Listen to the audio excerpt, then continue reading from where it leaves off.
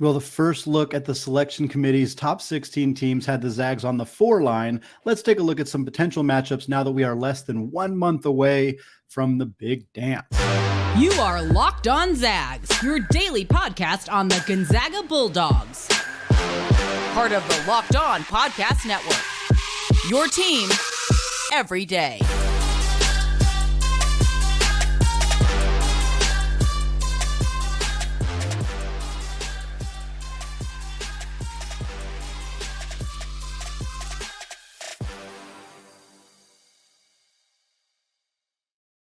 What is going on, y'all? Welcome to the Locked On Zags podcast, part of the Locked On Podcast Network, your team every day. I'm your host and longtime Gonzaga podcaster, Andy Patton, here to bring you news and updates on all things Zag athletics. Today's episode of Locked On Zags is brought to you by FanDuel Sportsbook, the official sportsbook of the Locked On Podcast Network. Make every moment more. Visit FanDuel.com/LockedOn today to get started. All right, we are talking NCAA Tournament Selection Committee. We're talking about the seeds. We're talking about some potential matchups for the Zags. Folks, it's almost March. We are getting there so close. Many of you listening to this here on the 22nd of February. That's about a week out. That's it. February, short month. We're almost there. Best month of the year is right up to us. And as we talked about on Tuesday's episode, the Zags seem to be peaking at just the perfect time. We'll see if they can keep that momentum up against San Diego on Thursday. And of course, the big one, College game day, Saturday evening, McCarthy Athletic Center, Zags Gales, going to be an absolute blast. But we're going to talk much more about that game leading up to it. But today I kind of want to focus on what we saw from the selection committee's reveal on Saturday, showing the top 16 seeds as they are right now. Of course, this is kind of a fun exercise to generate some content, some controversy, some conversation. Of course, things changed dramatically even in the last few days of the regular season, quite honestly, but certainly the last couple of weeks, we'll see a lot of things kind of change. But I had a handful of spillover mailbag questions that I did not get to on Tuesday's show, so I wanted to make sure to address them here, and they were able to kind of all cover that topic of bracketology and NCAA tournament seeding. So here, the first segment is just one question here from Jamie via Gmail. Jamie says, barring any bad losses before Selection Sunday, it seems pretty certain the Zags will end up between a 3 seed and a 5 seed. That puts them potentially playing a 1 or 2 seed in the Sweet 16. That's no foregone conclusion, but fun to think about matchups. Of the 8 teams currently projected to be on the 1 line or 2 line, which do you think is the best matchup for the Zags and which is the worst? Pick whichever bracketology source you prefer. All right, so what I decided to do here is we're just going to talk about all 8 of them. We're going to talk about all 8 teams that are currently projected is the top 2 seeds, 1 seed or 2 seed in the NCAA tournament. This was based on the selection committee's projections on Saturday. Again, this will change almost certainly, but I want to go through one by one from the best matchup to the worst matchup for Gonzaga based on these current seedings. Number 1, the best matchup for Gonzaga among teams expected to be a 1 or a 2 seed in March, UCLA Bruins. UCLA is a very, very good defensive team, but they are a bit more inconsistent offensively. They're kind of missing that. They're missing that piece. They're missing a Johnny Juzang, quite honestly. I mean, that's the easiest way to put it is they're missing a guy like that who can go get a bucket. They have Jaime Jaquez. He's been fantastic. Adem Bona is a fantastic young player. Jalen Clark has really stepped up in a significant way for this team, but I think they're a good defensive team. I don't think they match up great with Gonzaga. Sticking with Adem Bona, he's a great shot blocker, but he's very foul prone and he's young. Drew Timme exploits guys like that really well, really well. If Drew can get into this game, get Bona in foul trouble, get into UCLA's depth in the front court, I think that would create a good matchup for Gonzaga. None of these games are going to be easy. If Gonzaga plays UCLA, I'm not saying, easy win for the Zags. Not at all. None of these games would be easy. But I think this is a matchup that could favor Gonzaga. If I was a UCLA fan, Gonzaga and Drew Timme would not be a team that I would want to see in a Sweet 16 matchup. Moving on, the next easiest matchup for Gonzaga in the Elite Eight or in the Sweet 16 facing a top team would be Tommy Lloyd and the Arizona Wildcats. I think this matchup is very difficult to predict because these two coaches have such familiarity with each other. It changes the dynamic in a significant way. I don't know which direction. That's the hard part. I don't know whether because I think the instinct is like, well, it favors Mark Few. He's the more experienced coach. He knows everything about Tommy. Like, I don't know that that's true. I don't know that it necessarily favors Mark Few. I don't know that it favors either of them. It just makes it different. It makes it different. Arizona is inconsistent. they have lost some pretty bad games this year. They lost to Washington State. They've lost to Utah. Neither of those teams are particularly good. They lost to Stanford. Forgot to mention Stanford. Stanford is not only not particularly good, they're actively bad.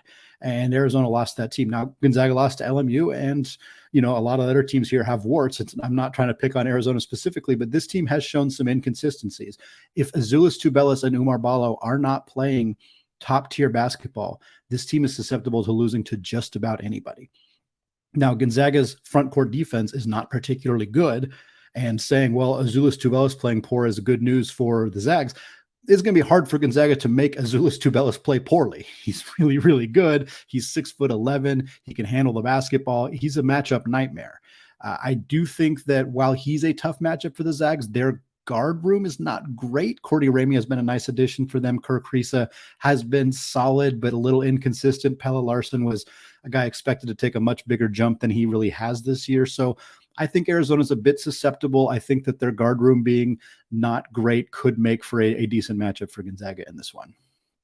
Number 3 is one of the first number 1 seeds, the best matchup for Gonzaga amongst the number 1 seeds, and that is the Houston Cougars. I don't love this matchup, quite honestly, but you got to pick somebody here. Houston is a very, very good defensive team. They play a similar style to St. Mary's, very good defense, longer shot clocks, longer possessions on offense. I think their pace right now is 348th in the country. So yeah, we're talking St. Mary's territory of grind it out, slow you down, take 28 seconds on the shot clock every single time, that kind of deal.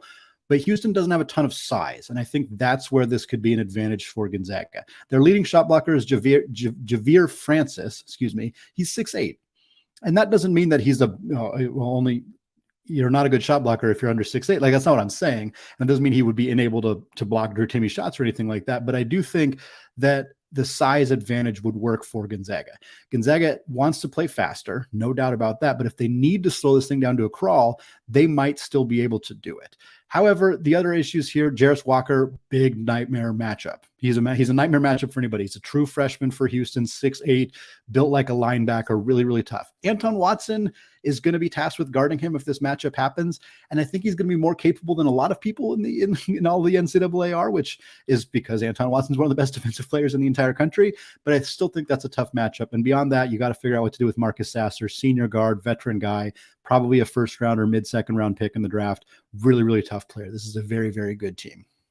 Next up is Baylor. I kind of struggled with where to put Baylor. Familiarity is a factor here. Obviously, Baylor beat Gonzaga earlier this year, but it was far from a disastrous loss for Gonzaga. Baylor has played really well as of late, has kind of put themselves back in the conversation for a 2 seed.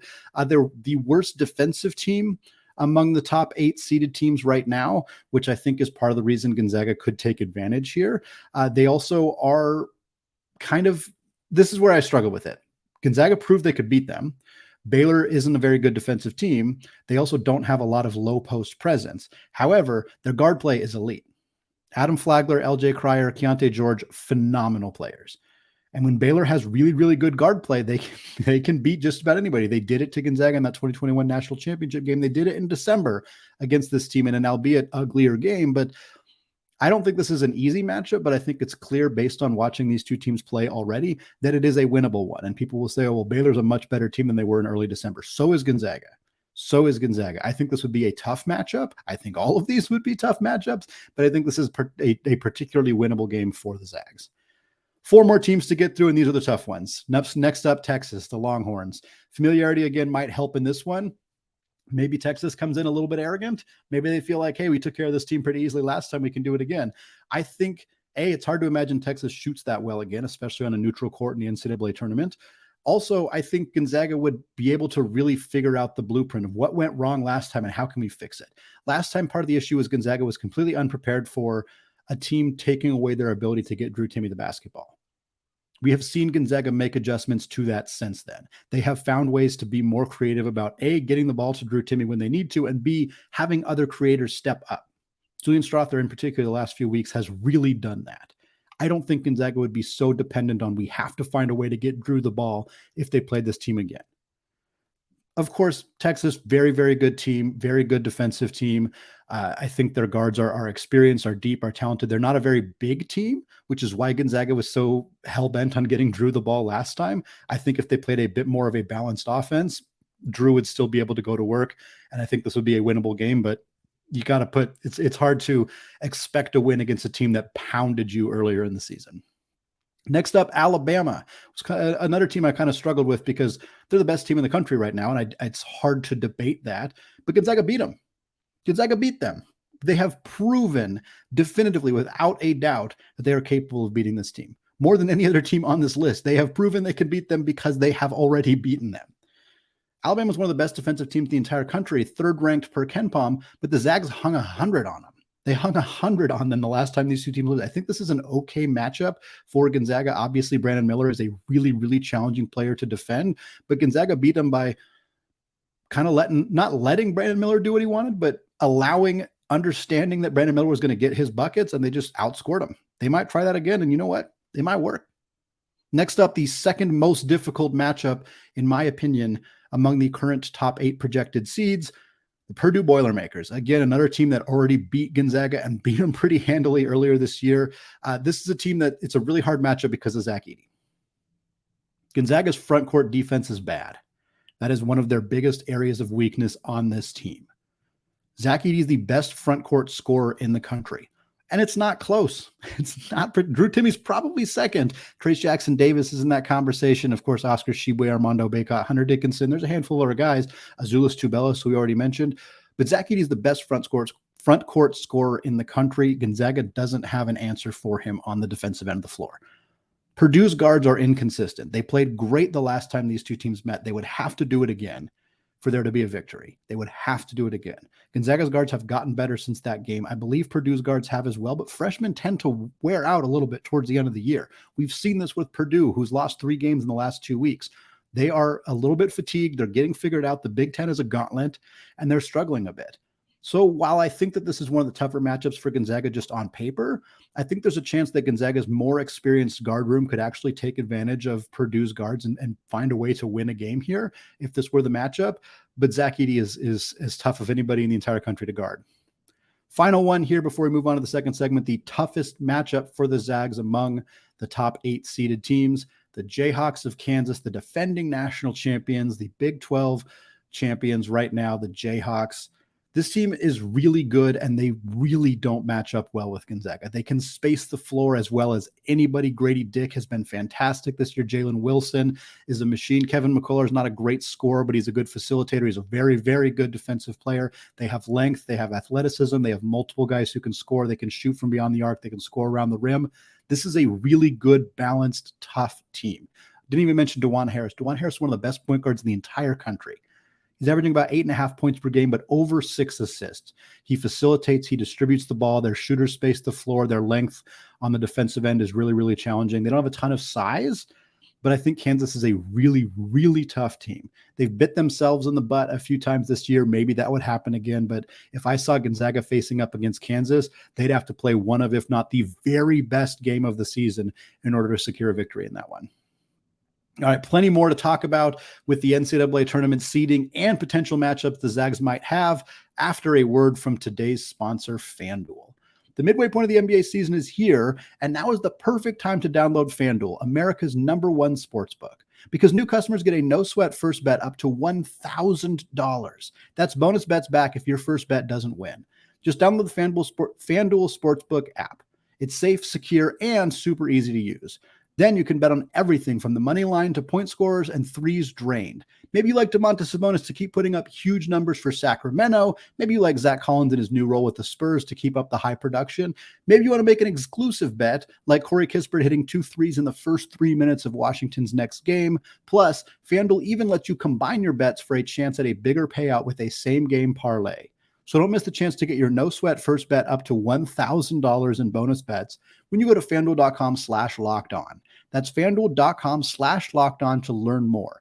Make every moment more with FanDuel, an official sports betting partner of the NBA. All right, segment 2, still Andy Patton, still Locked On Zags. I want to thank all of you for making Locked On Zags your first listen of the day. For your second listen today, make sure to check out the Locked On College Basketball podcast. Like I said, it's almost March. We're talking all things college basketball, Big 12, Big East, ACC, mid-major teams, everything that you want to know about college basketball covered 5 times a week, 30 minutes per day. Fantastic guests, experts, insiders, coaches, players. Locked On College Basketball. It's available on YouTube and wherever you get podcasts. All right, segment 2 here. I want to talk about a trio of mailbag questions that I was unable to get to on Tuesday's episode, all regarding bracketology. We're just going to go through those here in the second segment before closing out the show, talking about the NBA All-Star Game, Andrew Nembhard and Domantas Sabonis, their appearances there, who might be next in line to appear there. First, though, this question here comes from Jeff via Gmail. Jeff says, what do you think of the bracket reveal with Gonzaga as the 4 seed out west and St. Mary's as a 5 seed? Looks like the committee gave the WCC a fair amount of respect, and it looks like it set up a situation where the winner of the Gonzaga-St. Mary's game is almost guaranteed to be a top 4 seed playing in the West region. Yeah, I wouldn't guarantee anything. I get what you're saying, Jeff, and I think that there's a very good chance that the team that wins on Saturday gets that spot.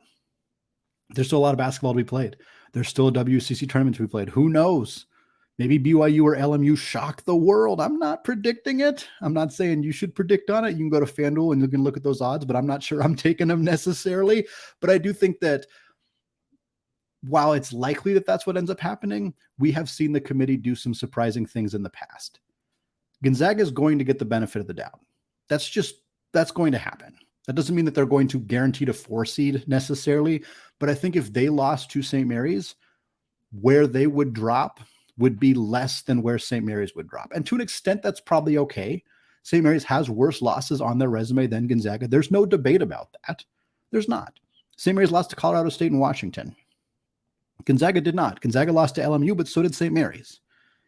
So I do think Gonzaga's resume is better. They have a win over Alabama. That's a monstrous win. If St. Mary's had picked up that win over Houston, they played them real close, but they ended up losing. If they had picked up that win, that would have helped, but they didn't. But I also think St. Mary's is probably less likely to get. I think that a loss hurts them more. Let's put it that way. And again, in some ways it probably should, but I have a kind of a sinking feeling in some ways. And maybe those of you who are passionately anti-St. Mary's, which to eat, no hate there. I get it.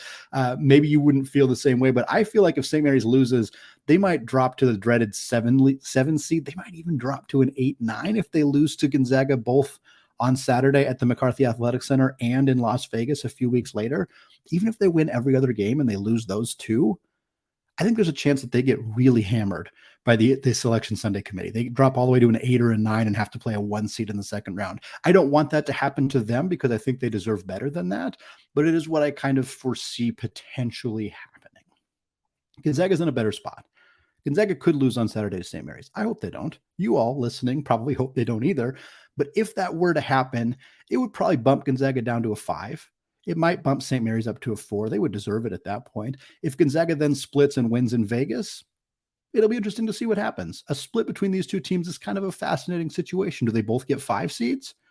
Does one of them still stay on the 4 line? If so, which one? Do they both drop below 5 seeds? Does one stay a 5 and St. Mary's gets like a 6 or a 7? Is that fair? Lots of interesting conversations that are going to come out of how these two teams end up getting seeded, how the committee views them. I think that some bias regarding the notoriety of the programs will probably exist. But like I said, Gonzaga does have a better resume than St. Mary's. So if they end up seeded higher, it's not necessarily just because of that kind of preconceived notion about the program. It also is because they have put together a better season. Again, depending on how these last 2 games between these two teams go in Spokane and in Vegas. Next question here, another one from Jeff via Gmail. Jeff says, what do you think about the potential bracket draw the committee gave to Gonzaga as a 4 seed? Sure, a potential run of 5 seed Creighton, 1 seed Kansas, and 2 seed Arizona would be very challenging, but those teams also play game styles that seem to play to Gonzaga's strengths, so the Zags could fare pretty well there. Yeah, obviously, I already kind of talked about the matchups with Arizona and Kansas in particular. I think Kansas is a really hard matchup, a really, really hard matchup. I kind of already explained why in that first segment, but if Gonzaga ended up getting Kansas in a Sweet 16 where they would need to win to play Arizona, that's really tough. That's really, really tough. And being a 4 seed is hard. I mean, it's just a hard place to be. You got to play a 1 and then you got to play a 2-3. And it's a difficult kind of stretch to be in. But Kansas seems like a really, really hard matchup for Gonzaga. I'd rather get Purdue if possible. I'd rather get Alabama. I'd rather get Houston than Kansas personally. I think that all of those teams are easier matchups for Gonzaga. Not necessarily worse teams, just easier matchups for Gonzaga. Arizona is obviously interesting. We talked about it again already, but Arizona to me is just, they are beatable. You can exploit their weaknesses. Their guards are not great scorers. Their depth is questionable more than it has been in the past. Azuolas Tubelis is fantastic and one of the best scorers in the country, but when he's not on, that team really struggles. And a lot of these things you can say about Gonzaga, and I think that that's fair.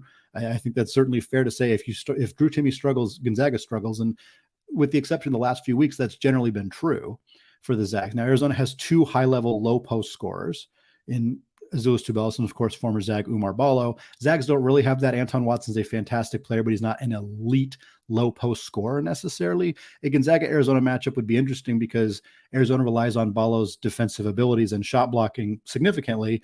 Whether he would be more equipped to handle Drew Timme from having played him for a season or less equipped because Drew Timme would be more familiar with his defensive tendencies kind of remains to be seen. There's a lot of fascinating aspects of a matchup between Gonzaga and Arizona.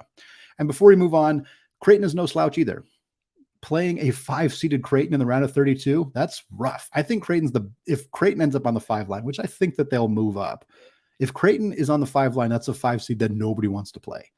Nobody wants to play that team. Ryan Nembhard, Ryan Kalkbrenner are one of the best center point guard combinations in the entire country. Baylor Shireman is a fantastic addition for that team. Transfer from South Dakota State. The Zags were in on him. Man, that would have been a fun addition for this team. 6'6", can score from anywhere on the court. High level passer, very good rebounder.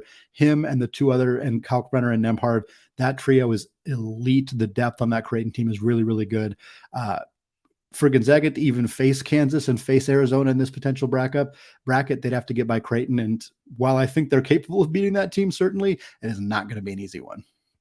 Final question of the segment here comes from Julian at Epileptic Truth on Twitter, who says, who will Gonzaga's toughest opponent from the NCAA tournament be? A mid-major or Power 5, which will prove more difficult? Obviously, it's impossible to say right now. I know that's a cop-out answer, but we just don't know. We don't know what the bracket's going to look like. We don't know who Gonzaga is going to face. We don't know how many games they're going to play. So many different factors that go into that.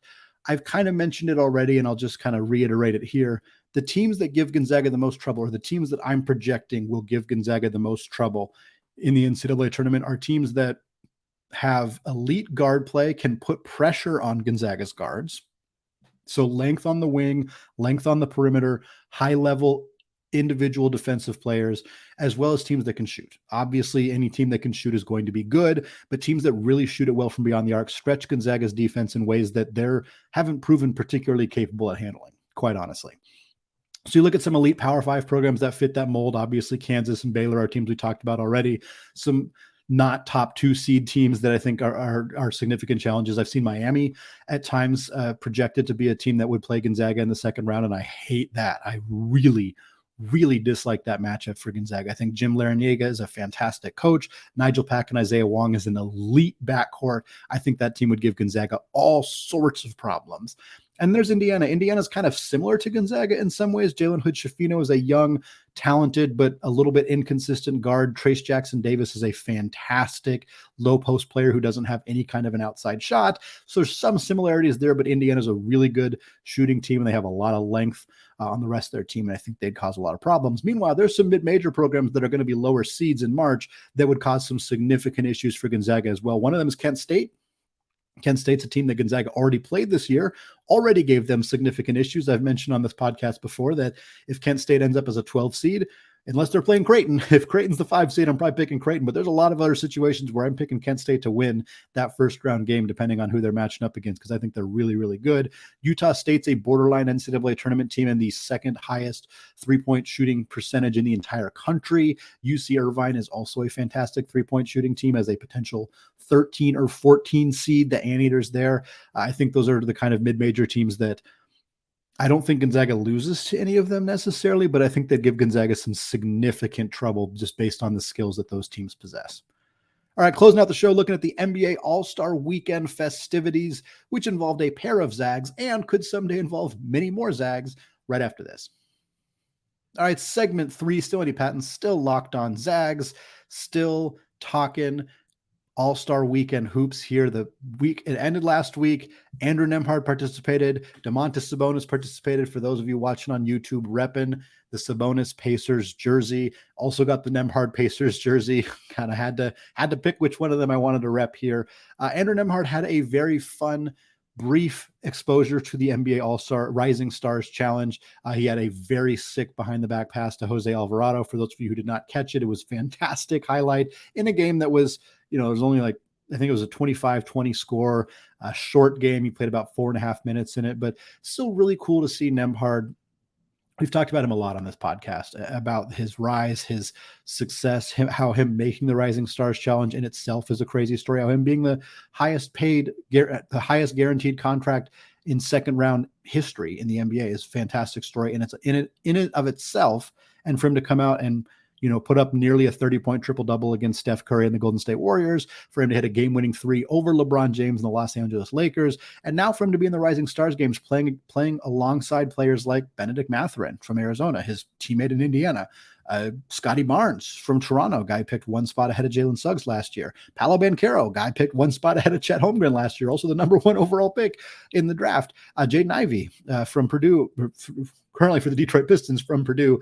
I'm always thinking about guys and where they went to college. But for him to be on that team alongside those guys, Keegan Murray on that roster as well, of course, Jose Alvarado, who we mentioned, just proves that he really belongs here.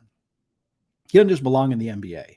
He belongs in this class, in this conversation, alongside these players. And that's really cool. It's really, really cool. He recently compared his game to Drew Holiday. And he said in his quote, he's like, I know I'm not as good as Drew Holiday right now, but that's who I kind of envision myself being. And like a year ago, Nembhard saying that would have been crazy. It would have sounded insane. And now it's like, okay, yeah, he's obviously not Drew Holiday yet, but it doesn't even sound that crazy.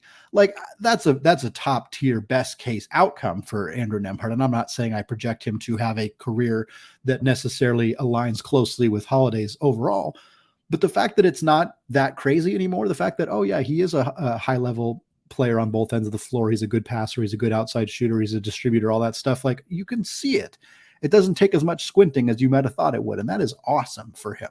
Continue to celebrate the accomplishments of Andrew Nembhard, because it has been one of the most fun stories to follow in Gonzaga basketball over the last 5-10 plus years, at least with regards to NBA guys.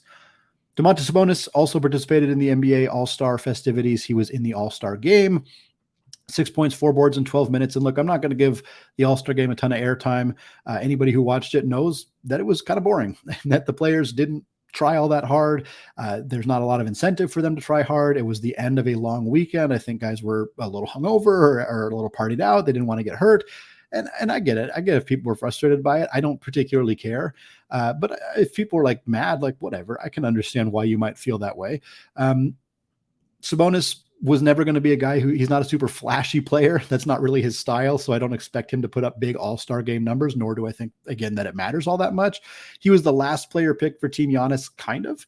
They drafted the reserves first and then drafted the starters second, I think as a way to prevent a player from getting picked last, which like, whatever. We're not sixth graders anymore. Like, I think it's fine for that to happen. I would have expected Domantas Sabonis to be one of the last players picked just because he isn't a all-star game type player, if that makes sense. Not that he's undeserving of being an all-star. He's absolutely deserving. He just doesn't really play the style of game that lends itself to being the kind of guy you'd play in an all-star game, if that makes sense. Having said that, Domantas Sabonis is now a 3-time All-Star. He's been an All-Star in the Eastern Conference and the Western Conference, and that's really freaking cool. It's really cool. 3-time All-Star, only Zag ever to make an All-Star in both conferences. Fantastic stuff from him. The last thing I want to talk about here before we call it a day is kind of what's next for the Zags with regards to the NBA All-Star Weekend. 2024 NBA All-Star Weekend, who's going to be there from Gonzaga? From the Rising Stars game, there's a couple options. One, Andrew Nembhard. Freshmen, rookies and sophomores, second-year players are both eligible for the NBA All-Star Rising Stars Challenge. If Andrew Nembhard has a successful year again next year, he could absolutely be back in this conversation.